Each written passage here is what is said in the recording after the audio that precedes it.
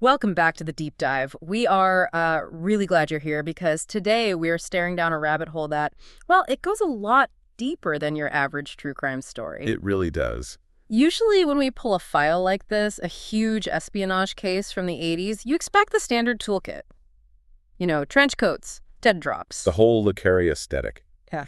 And to be fair, the Treholt case, it has all of that. ARNE Treholt, the Norwegian diplomat arrested in 1984, accused of spying for the Soviets and Iraq.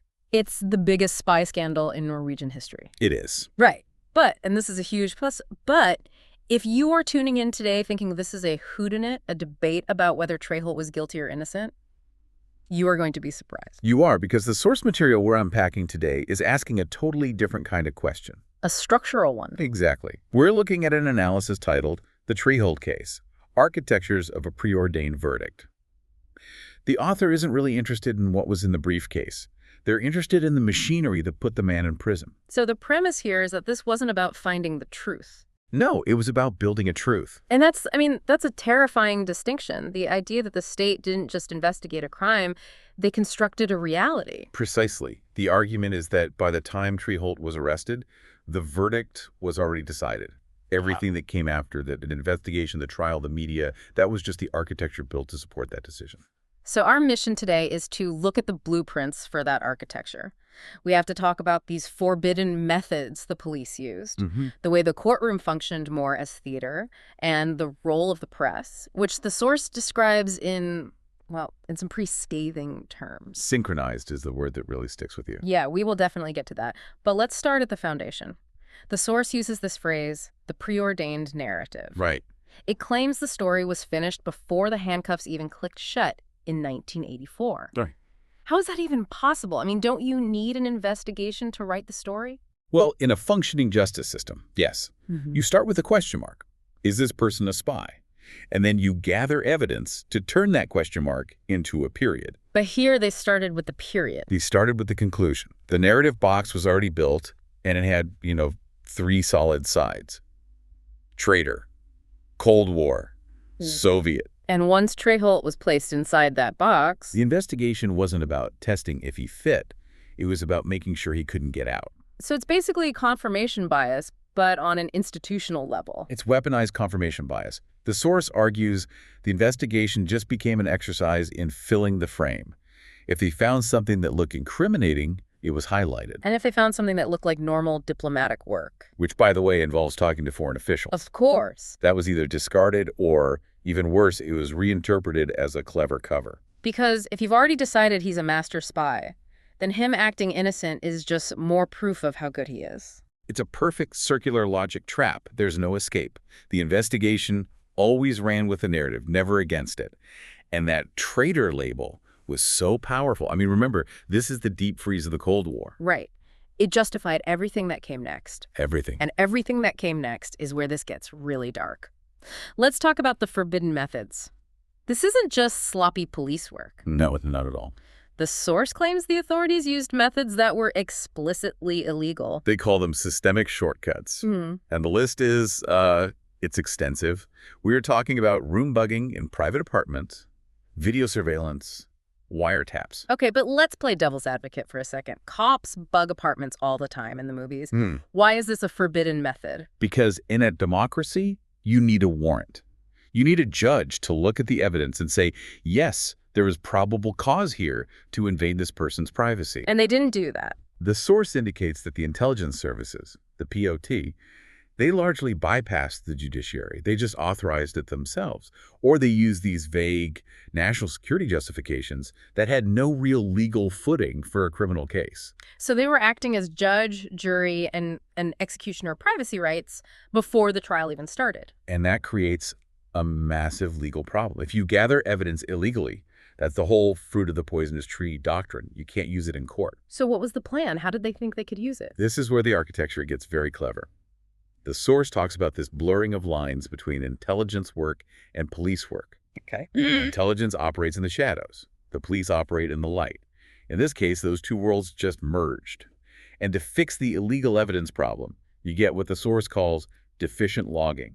I remember reading that part. It sounds so bureaucratic, deficient logging, like someone just forgot a spreadsheet. It's not about being bad at paperwork. It's about controlling the narrative.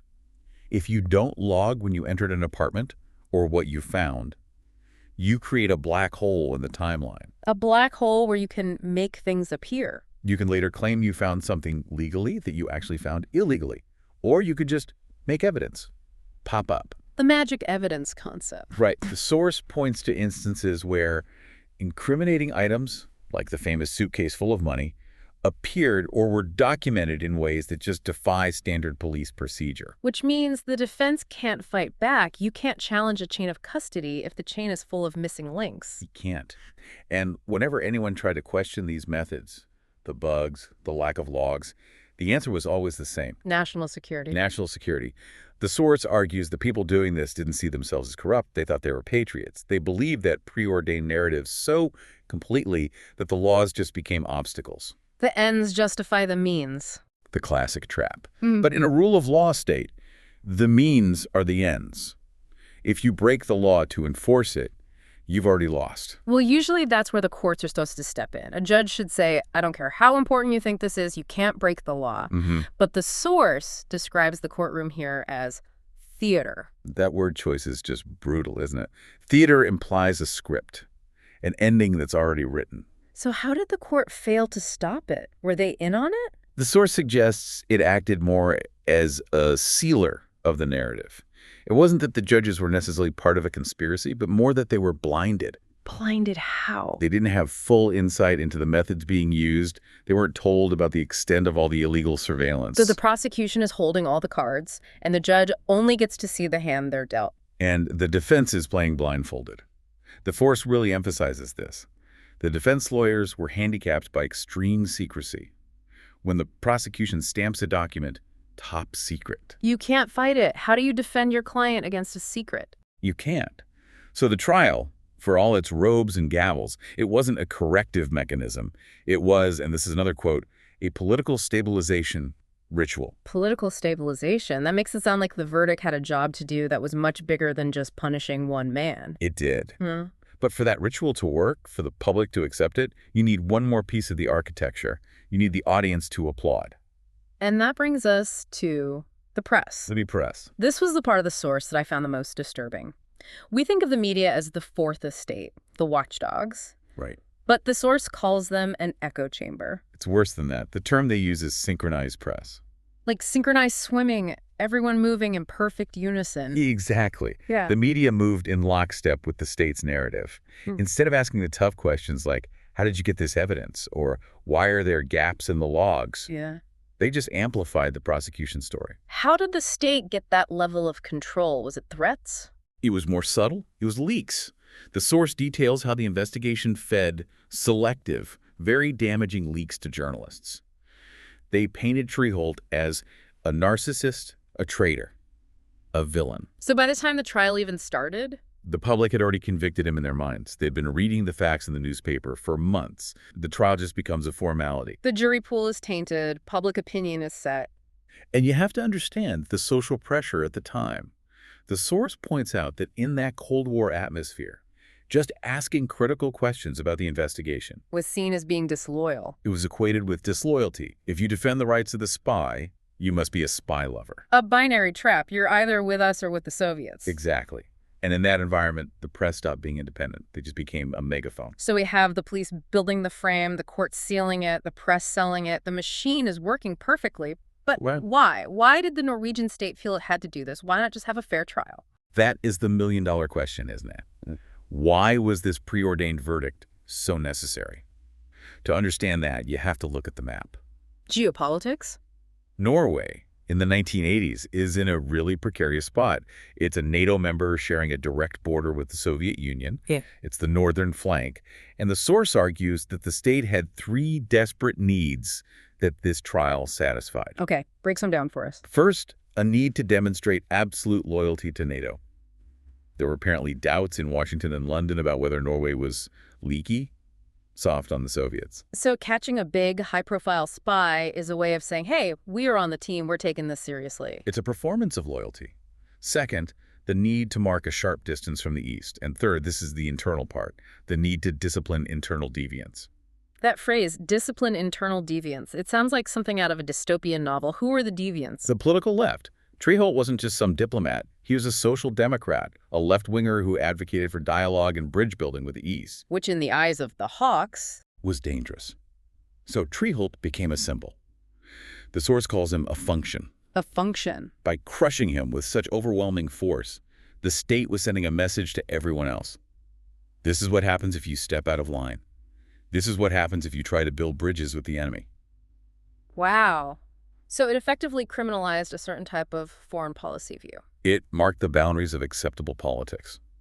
The trial wasn't just about what was in his briefcase. It was about defining who Norway was going to be. Okay, let's fast forward. We're looking at this 4 years later. You'd think, with the Cold War over, we would have a clear consensus. We'd say, all right, the process was flawed, we messed up. Yeah, we do. That's the huge paradox the source points to. Today, there is a consensus. Almost everyone, historians, legal scholars, former officials, they agree on the facts of the process. They admit the surveillance was illegal, that the evidence was questionable. Yes, they admit the control mechanisms failed. They admit the press was a disaster. The source says this stuff is no longer controversial. So, if everyone agrees the trial was broken, why does the verdict still stand? That's the wall you hit. The source argues that even though they admit the methods were illegal, the conclusion is kept intact. How do you square that circle? We cheated to catch him, but we're keeping him caught. The argument seems to be that the verdict stands not because it's unassailable, but because the alternative is worse.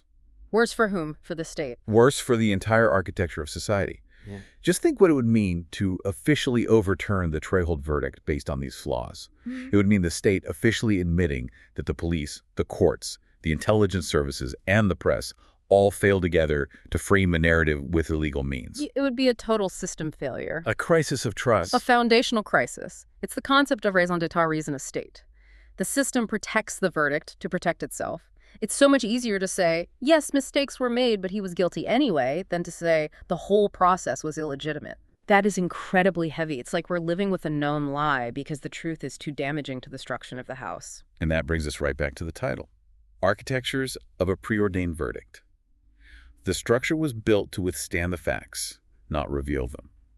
And it is still standing. So where does this leave us? What's the takeaway for the listener who hopefully isn't being investigated for espionage? The source leaves us with a very specific, unspoken parallel.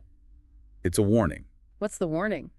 It's about the lesson the state learned from the Treholt case. You would hope the lesson was, don't break the law. But the source implies the real lesson learned was this. Illegal methods can be defended if your storytelling is good enough. That chills me to the bone. If you tell the right story, you can get away with the wrong methods. Exactly. If the narrative of national security or the traitor or the terrorist is strong enough, the public will forgive the shortcuts. Or worse, they won't even notice them. It just lowers the threshold for doing it again. And that is the danger. It forces us to look at our own media landscape today. We live in an age of curated narratives. When we see a slam dunk case in the news, when a villain is presented to us with a perfect bow on top. We have to ask, are we seeing the raw evidence? Or are we walking through an architecture that somebody built for us? And do we have the courage to ask for the blueprints, even when the rest of the crowd is cheering? Because if we don't ask, the next preordained verdict could be a lot closer than we think. And we might be the ones in the synchronized press just nodding along. That is the role of a well-informed citizen, isn't it? Not just to consume the news, but to deconstruct it. We started this deep dive thinking about a spy thriller, and we ended up talking about the fragility of truth itself. I think that's a good place to leave it. I think so too. Keep your eyes open. And keep asking the uncomfortable questions. Thanks for listening to The Deep Dive. We'll see you next time.